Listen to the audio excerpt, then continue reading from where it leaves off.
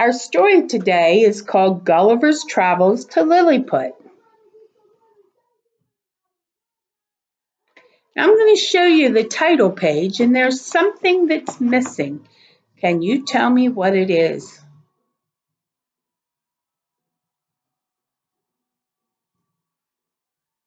There's the title, Gulliver's Travels to Lilliput, but what else should be there?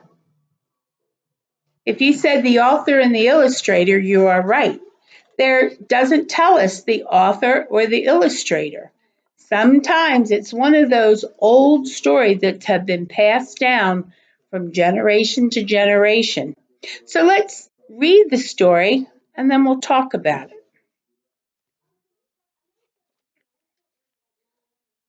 I'm going to try to hold it up. I'm not real good at this, but I'm going to try.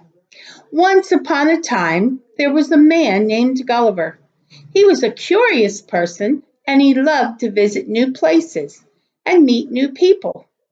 One day, Gulliver packed his bags, said goodbye to his wife, and boarded a ship that was sailing to the South Sea. After sailing for many days, one of the sailors spotted a large rock up ahead. The captain tried to steer around it, but it was no use. The wind pushed the ship right into it. The ship ran into the rock and split in half.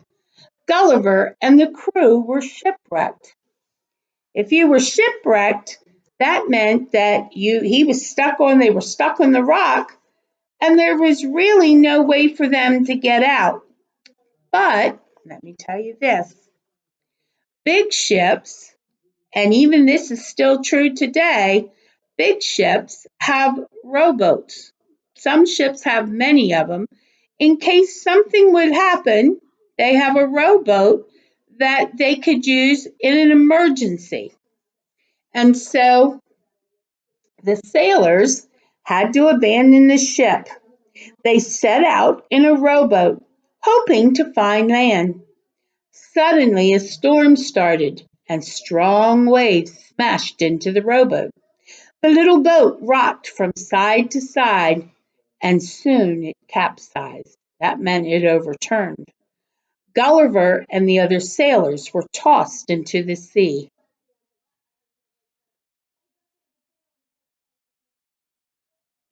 Before long, Gulliver was separated from the others.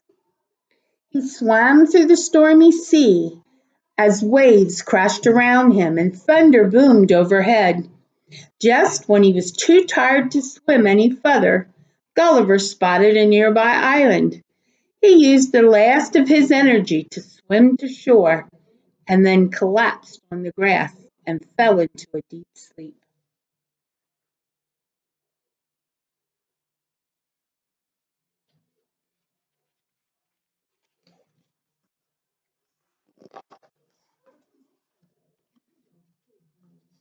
When Gulliver woke the next morning, he tried to sit up, but something was holding him down. His arms and legs were tied to the ground, and so was his head. Gulliver could even feel tiny threads crisscrossing his chest. He was trapped.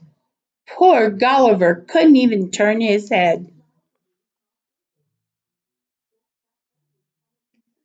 Gulliver lay on his back, wondering what to do. Before long, he felt some sorry, I'm going to read that again. Before long, he felt something tickle his legs, and then it moved up his chest, almost to his chin. Gulliver looked down and was surprised to see a tiny person standing on his chest. I don't know about you, but I think if I saw a tiny person standing on my chest, I think I might be a little afraid.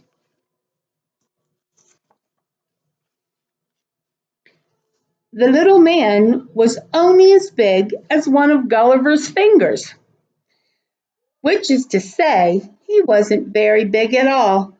He held a tiny bow and arrow in his hands, and he looked at Gulliver curiously. Just then, Gulliver felt a bunch of other tiny people running up his legs. When they reached his chest, they stared at Gulliver and whispered excitedly in a strange language. Not sure what to do, Gulliver yelled.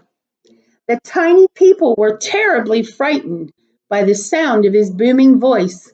They leaped off of him in a hurry, and Gulliver tried to see if anyone had been hurt by jumping from such a great height, but he was unable to turn his head.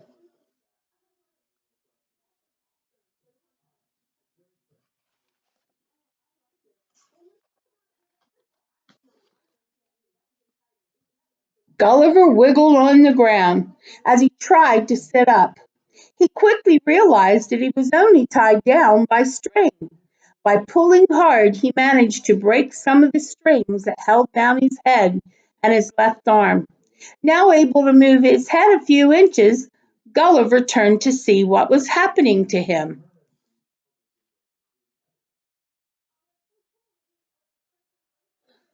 Toga Fomac! Cried a tiny man as Gulliver moved. Suddenly Gulliver felt 100 tiny arrows prick his left hand. The little people had attacked him, but the arrows were so small they didn't hurt Gulliver. They only felt like little pinpricks.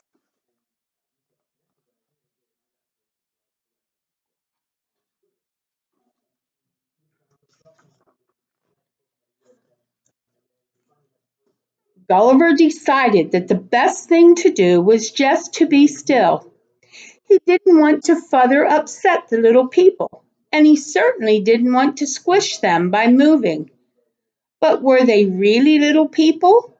Maybe they were normal sized and Gulliver was gigantic, or giant like, or very, very, very big. He wasn't so sure anymore.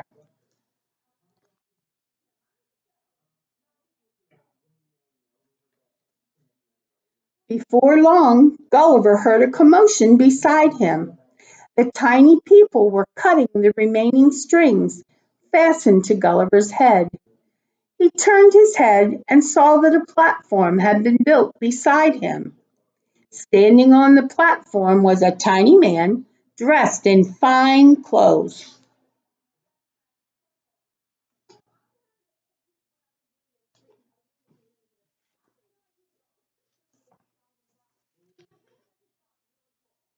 The finely dressed man, who Gulliver soon learned was a great lord, spoke for a long time. Of course, Gulliver didn't understand a word of it, but everyone else seemed quite impressed by the speech.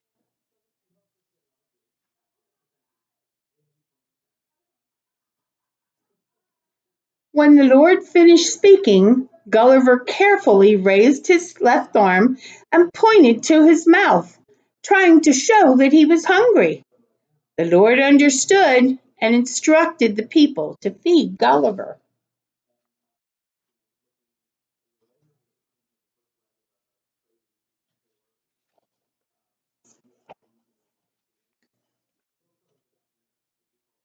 A group of tiny people climbed onto Gulliver, carrying baskets full of food. Gulliver opened his mouth, and they threw food into it as fast as they could. The food was so small that Gulliver ate 3 loaves of bread in one mouthful. Before long, Gulliver had eaten up everything. The tiny people were amazed at how much he ate.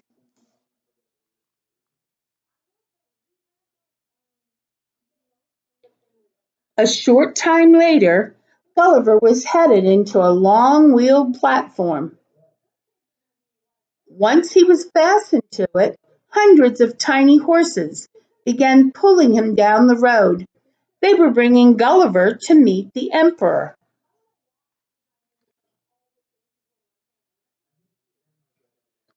An emperor is like a king of a country. When they finally arrived in the capital, Gulliver was brought to the largest building in the city. He was removed from the wheel platform, and a chain was placed around his ankles to keep him from running away. Gulliver had many visitors. The emperor, his counselors, and the townspeople were curious about the giant man. Gulliver sat politely as they chattered in their strange language.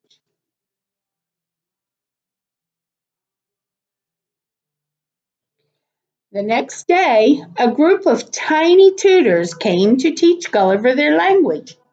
Gulliver was very clever, so he was quickly able to understand and speak the new words. He learned that the kingdom was called Lilliput, and the tiny people were Lilliputans. We live in the United States, so people from other countries call us Americans because we live in the United States of America. And we also live in the state of Pennsylvania, so they call us Pennsylvanians. Meanwhile, the emperor and his counselors were trying to figure out what to do with Gulliver. Although he was large enough to squish them, he hadn't done anything to frighten the Lilliputans. In fact, Gulliver was quite nice. But could he live with them? Some of the counselors were worried that he would eat up all of the food in the kingdom.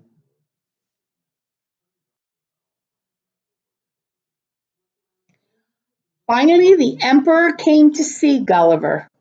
"Please," Gulliver said, "will you release me?" "We will remove your chains," said the emperor, "but you must make a few promises first."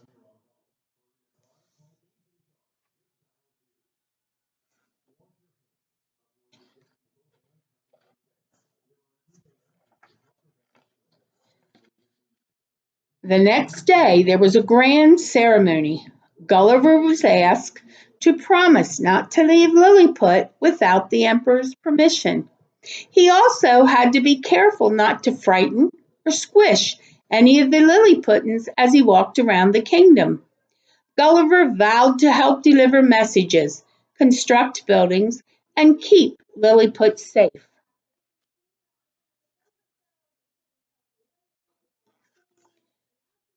Gulliver put his hand over his heart, as gentlemen do, and he promised to follow the rules. Then he repeated the promise according to the Lilliputian way. He held his right foot in his left hand and placed his middle finger of his right hand on the top of his head, stretching his thumb to the tip of his ear, like this. And it's hard to do. The emperor and the Lilliputans cheered wildly.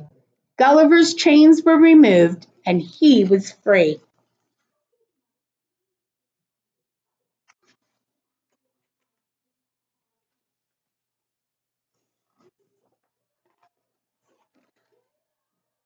Gulliver lived in Lilliput for some time, helping the emperor and the Lilliputans. One day a large rowboat washed ashore, large enough for Gulliver, that is. He repaired the boat and then said goodbye to the emperor and set sail for England. It was time for a new adventure. Now that's the end of our story. But I want you to think about this on Friday. No, I don't think it was Friday, but one day last week when we read the story, The Legend of the Paintbrush, and we talked about legends and fairy tales and fables, we said that there are some stories that begin this way. Here you can see it. And the words are once upon a time. Do you remember which one of those kinds of stories, types of stories, start with the words once upon a time? If you said fairy tale, you are right. A fairy tale begins that way. There's something that I think this story could teach us. Gulliver was very different from the little people of Lilliput. and they were very different from him. They looked different, they talked different, they did things in different ways. But you know what? They became friends and they got along just fine. And I think that could teach us that when we meet new people, they may look different, they may sound different, but we could be kind to them and we could make friends. Have a good day.